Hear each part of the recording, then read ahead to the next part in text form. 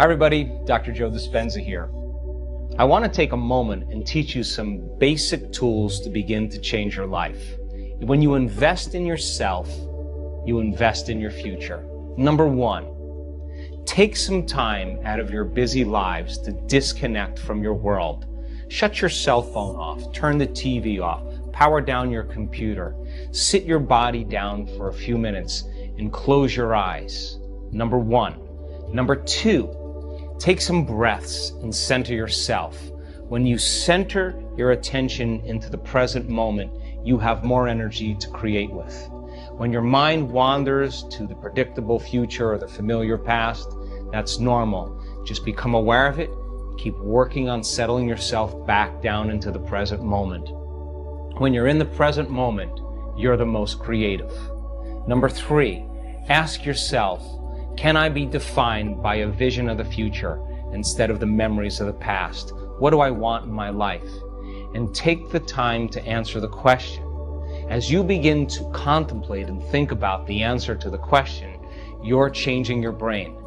When you make your brain fire in new sequences and new patterns and new combinations, that's the beginning steps of changing your mind. Next, decide on the emotions you'll feel when you begin to create that future, and teach your body emotionally what that future is going to feel like. And don't get up until you begin to feel those emotions. Next step, step number four, rehearse in your mind who you're going to be when you open your eyes, the things you have to do, the choices you have to make, the steps you have to take, and review them over and over again. Number five, you can't go to the future holding on to the biology of your past. Decide what thoughts you can bring to your future. Write them down. Thoughts like, I can't, it's too hard, I'll never change, I'll start tomorrow, what's wrong with me, it's someone else's fault. Decide on what behaviors or actions or unconscious habits you have to change. How do you talk?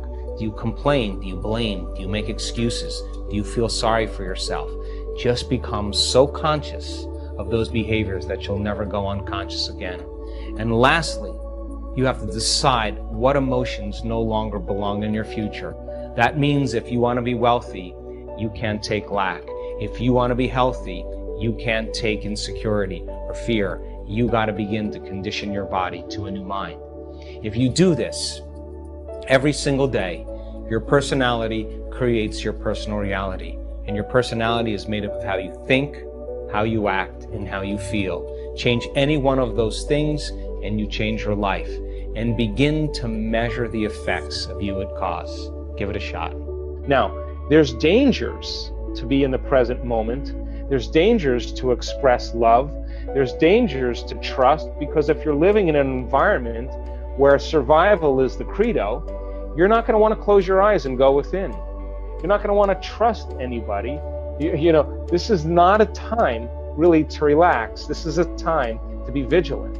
So then people they can intellectually understand it, but they can't get to that level because they're always perceiving their environment as the jungle. So when we begin to overcome those emotions of stress that are highly addictive, the body is no longer being tormented like an addict. That is when the body to liberate energy, and that's when our heart starts to open, and that's when we start to believe in possibility again. So if our personality creates our personal reality, we make a decision first. We examine who we've been, and I call it crossing the river of change, from the old self to the new self. Crossing that river is going to be uncomfortable. It's going to feel unfamiliar, and you are going to feel like it's unpredictable, because the moment you're no longer thinking that way or acting that way or feeling that way, you're going to feel like an unknown. Now, this is the biological, the neurological, the chemical, and even genetic death of the old self. This is the pain that you experience because the body's looking for its familiar chemical state. That pain is normal, and if you understand that that void, that unknown, is the perfect place to create in. That's the place you want to create in, and not to fear it, but to embrace it. And your body's craving the familiar chemicals that it's addicted to. then you might want to say when you're in that place, well, the best way to predict my future is to create it, not from the known, but from the unknown. Now, this perfect place of creation is where people begin to do the uncommon. This is where their soul begins to speak to them. This is where they see a greater purpose for themselves in their lives, and they're no longer playing by the small-minded games any longer, because they're connected to some bigger vision in the future. I think transformation is really the one thing that I'm more passionate about than anything else. And so I think number one, taking time out of our busy day for ourselves is the greatest service that we can do for ourselves, for our family, for the people we work with, and for our community. Now, if most people's attention is on their external environment, on their body, and on time, and they wake up every morning and they get out of bed and they do the same thing they've been doing for the last 20 years, then their body's already programmed into a predictable future. Their body's already on autopilot.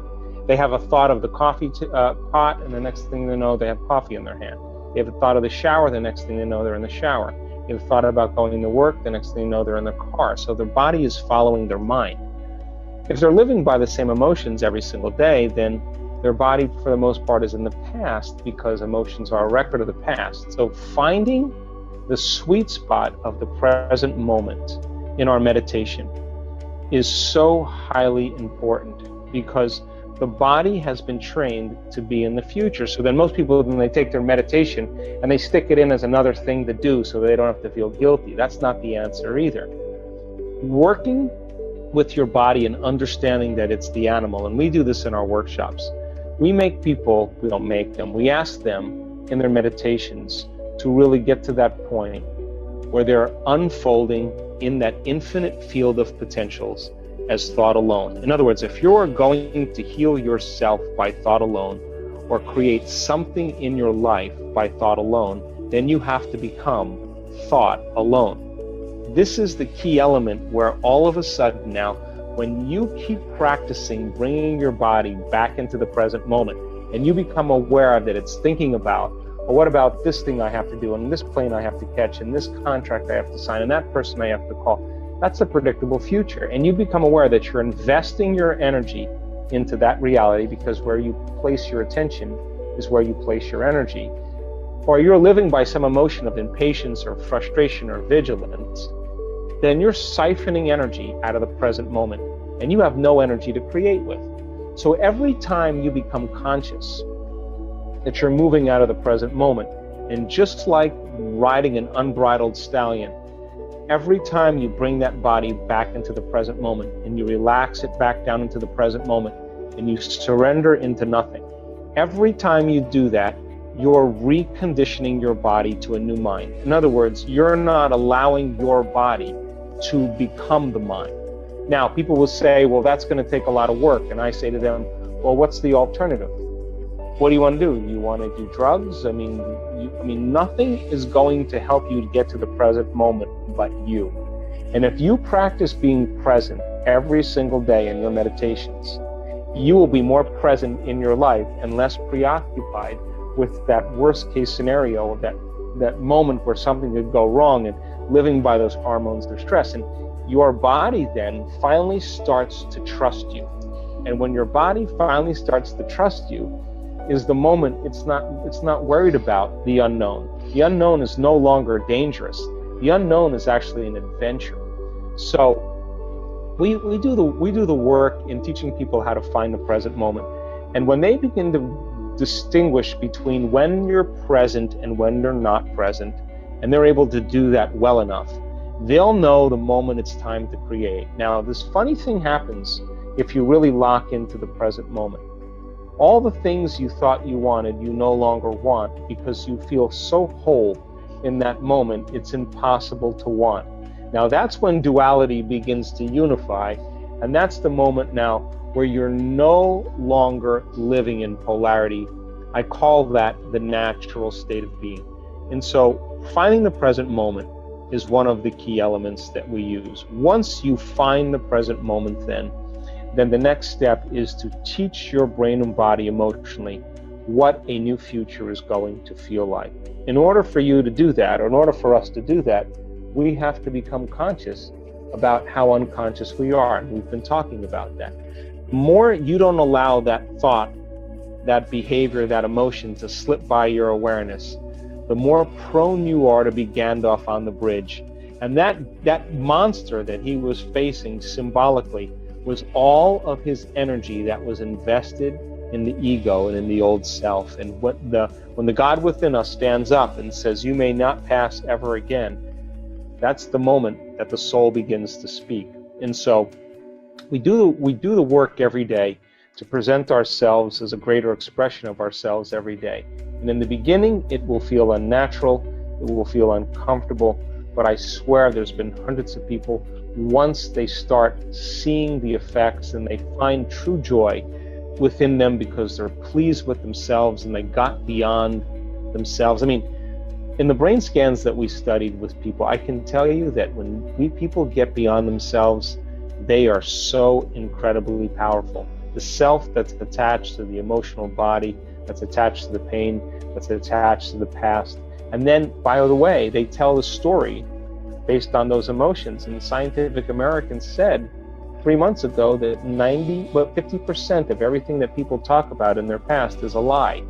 It's not the truth, because they have a different brain today than they did at the time of the event. So getting people beyond their past, I think, and getting them into the present moment begins to liberate the most amount of energy. I think people are beginning around the world to wake up to the idea that the illusion is becoming so obvious. I mean, every single paradigm right now is collapsing, whether it's the political model, the economic model, the religious model, the medical model, the educational model, the environment. Everything's collapsing right now because it cannot function on the old laws, the old paradigms. Something new has to be created. So then, how do we begin to become supernatural? We have to begin to do what's unnatural. And when everybody else is in lack and in poverty, that is the time to give. When everybody else is in fear and worried, that's the time to demonstrate courage. When everybody else is judging and warring, that's the time to show love and compassion. And if we keep doing the unnaturals long enough, sooner or later we'll begin to become supernatural. So our soul's journey then is to step out of the quagmire and the limited beliefs and perceptions that keep us playing in this limited realm, this limited density, where we are matter trying to change matter. Once we get a taste of the divine, and that divine, again, we've measured this over and over again. When you are that thought in that infinite space, when the brain is perceiving space and no longer perceiving objects, it gets very organized. It gets very coherent. And when the brain gets coherent, we get coherent. When the heart gets coherent, we love way more. And that's when we begin to emulate the divine. So over and over again, as we begin to climb out of these limited states, and we break free from those survival emotions that keep us feeling more like matter and less like energy, the side effect of all of that is becoming more energy and less matter. And that's when we start to demonstrate being a vibrational being. The field around our bodies when we're living in stress is about 3-4 inches in size. Open your heart, it can be up to 9 meters wide. We measured it. And so then when you begin to open your heart, you feel connected to something greater. That's the beginning. That's when the soul says, now I have infinite possibilities to experience, and I get to select as a free-willed individual where I want to place my attention. That's when we're liberated. So I think it's a great time for us to begin to really embody this information. I think it's a great time for us to hit the low points, to see those illusions. I mean, I had my own awakening, and you reach a point where you realize that the only time that you feel like yourself is you need the external world to remind you of it. That's a sign. When you can find an identity of yourself in the quietness and solitude of your own presence, that's when you're no longer seduced by the external world, and that's when you begin to experience true freedom.